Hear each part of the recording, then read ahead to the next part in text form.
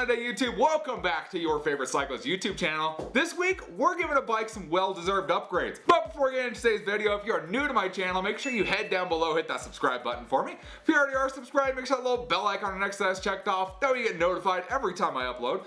That way you don't miss this awesome cycling content we're going to be doing on this channel. So, right into the video, we are giving a well-deserved bike some much-needed upgrades. And what bike am I talking about? We're talking about the good old Trek 1.2. So this bike essentially I bought in 2015. So right now it's about 8 years ago I bought this bike. This is essentially how I bought it. I haven't really done anything to it other than put my pedals, my crank pulley egg beaters on here, changed the saddle up for one that I wanted in a mountain bike race, but it was a road saddle, so I stuck that on there. And then of course changed the bar tape out a couple times. Other than that, besides for the gator skins we put on, this bike is essentially how I bought it 8 years ago. It hasn't been changed at all. This bike is actually older than the Superfly by about 4 years, and I have done more work to the Superfly than I have the road bike. Even though they've been about the same mileage and I ride them relatively about the same amount. So why are we doing upgrades now? I've had this bike for 8 years, like I said. Why are we doing changes to this bike now? Ultimately, it comes down to it's a riding season. I want to ride this bike more. There's multiple things on this bike that have bugged me since I've owned it, and I've just never felt like changing them because I've never felt like this bike is a great bike. Now, I know it's kind of messed up that I think this bike is not a great bike, but it is. It's a really good bike for me and what I look to do with it and what I'm looking to do here. And a lot of these upgrades we're going to be doing should make a big difference on this bike and help me with my riding and my training throughout this year. So, let me show you what we got. We got a lot of stuff. Let's take a look at it all. So obviously we have a lot of packages and a lot of boxes here, and while I've been doing this, I've been strategically thinking about how I want my road bike to be. Now, some of you would be like, that's an aluminum frame, carbon fork. Why don't you go for a full carbon road bike? I don't need one. I don't need a full carbon road bike. While it would be nice to have a full carbon road bike, I don't need one. To honestly, that's the solution to that. I don't need one. I don't have a carbon mountain bike, so I don't need one. That's why I don't have one. The other thing is, pretty much everything we're putting on this bike, if I was to find a carbon bike, this could only move to the carbon bike fairly simply. So, yeah. So that's why I'm keeping my bike as it is right now. It actually fits me. I've had a bike fit on it. And we're going to be doing some, of course, upgrades here. So first thing we're going to start off with, this big package right here. These are some brand new tires. These are some Continental GP 5000s or Grand Prix 5000s. Supposedly these are like the best tires to ride nowadays. They're much better than the gator skins, and supposedly they're amazing. So we're going to try riding these and give these a shot. I can tell you they look a lot better. They look like they have quite a bit more traction. And we are changing the size we're running. We're going to a 700 by 28 millimeter. So we're going 3 millimeters wider. When I originally put the gator skins on this bike, it came with 23 millimeter tires, which is still which was at the time what racers were riding, was 23 millimeters. If you wanted a little more comfort and a little bit better ride, you went for 25 millimeters, which is what those are. Those are 25 millimeter. However, there's been a lot of studies that 28 millimeter tires on a standard road, and for what most people are riding on, are actually better. They're faster. It makes no sense to me at first thought, but I've thought about it a little more and it might make a little bit of sense. So of course we're going to test that out and see if that actually makes any difference. So we got a set of those GP 5000s to go on there and give those a shot. I think they're going to be fun. I've really liked the Continental tires, and I'm just looking for something a little bit faster, a little bit wider for a little bit more cushion because I'm a big guy, I got a big dad bod, so these should make a big difference on the bike. So of course we're doing tires on there. The next thing we're going to put on is this package right here. So I've actually had these guys since November, and I don't know if you can tell, this is Togs. So Togs, if you haven't heard of them, I use Togs on my mountain bike all the time. I've actually gone through like 3 sets of them, and I love them. They're amazing. I just recently put carbon Togs on the mountain bike for this season, so I'm kind of excited for that. At the same time, I ordered these. These are their road Togs, and you might be like, what? And I agree. I was like, what as well? So essentially the road Togs, they go down to the drops and they bolt on, or there's a clamp in here that goes around your bar and it gives you a spot to pretty much grab on with your thumb while you're in the drops. So kind of an interesting thought, interesting idea. And it was something when they came out with them, I went, that'd be kind of a neat thing to have on my road bike, you know, something in the drops, make you a little more steady. So I went ahead and ordered a set of them, and I haven't put them on because you have to take the bar tape off. Now I'm not just going to take the bar tape off to install 2 little Togs. I'm not going to do that. That's a lot of work for not much gain. So these have been sitting on my workbench since November, and it's time to finally install these.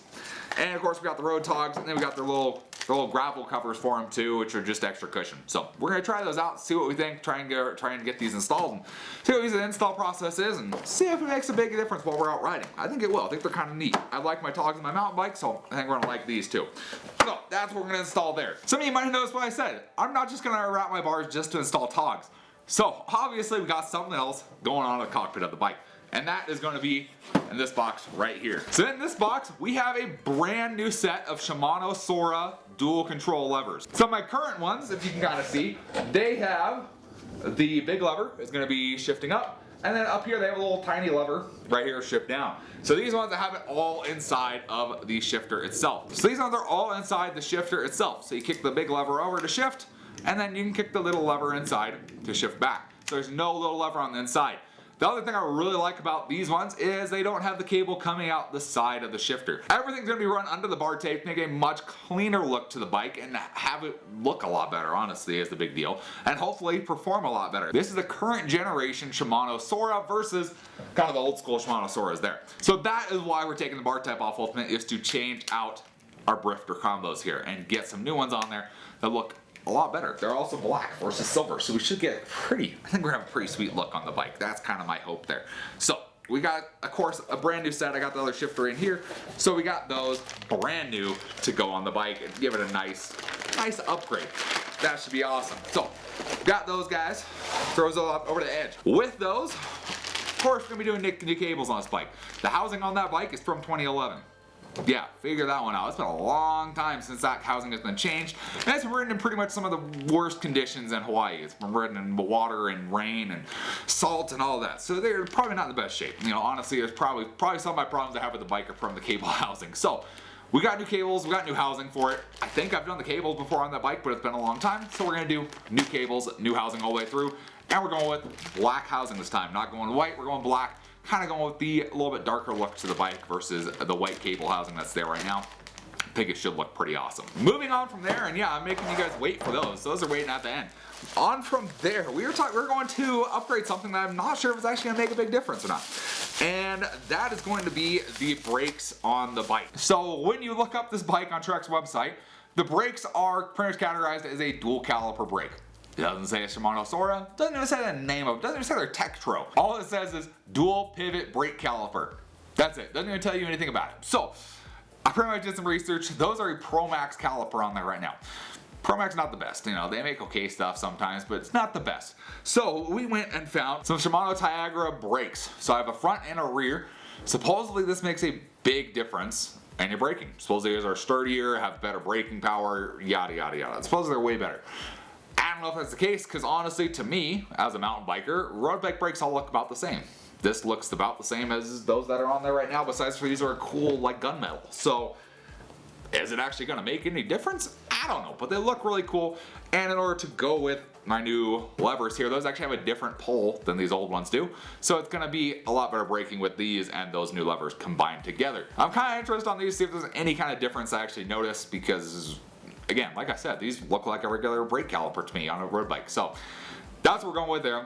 Trying new brakes on this bike. I think they're going to look pretty good. This bike is set up with Shimano Sora and Tiagra stuff. So, you know, I don't want to go 105. Let's be real. This bike is not made, you know, this bike doesn't go with 105. It's still a budget bike, and we're kind of going with budget parts here. So we got new brakes to go with this bike. Now, onto the part that I know you guys have been staring at here. And that's these and these. And that is not the price I paid for these.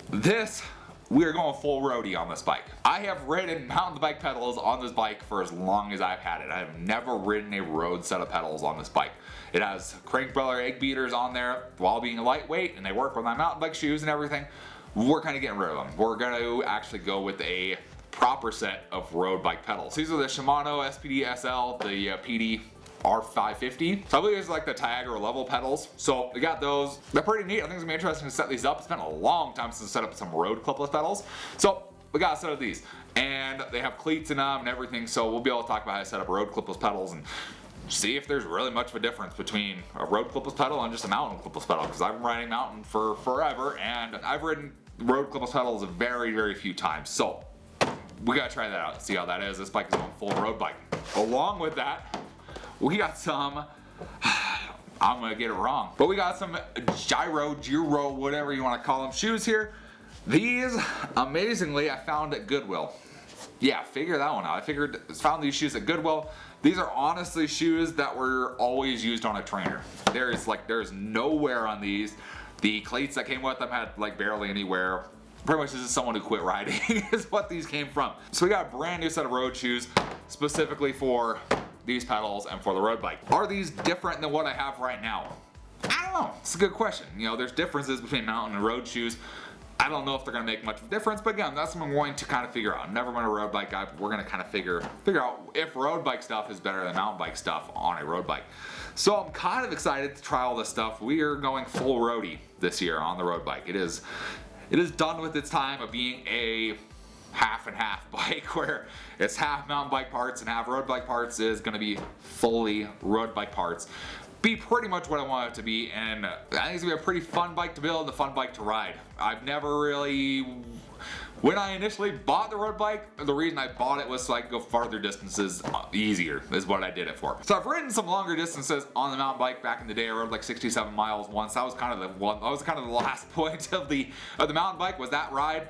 And after that, I went and bought the road bike like a couple weeks later. And that's when I did my first Century ride, because I didn't really want to ride the mountain bike on a Century. I felt like that was a long way to ride a mountain bike with 2.3-inch tires.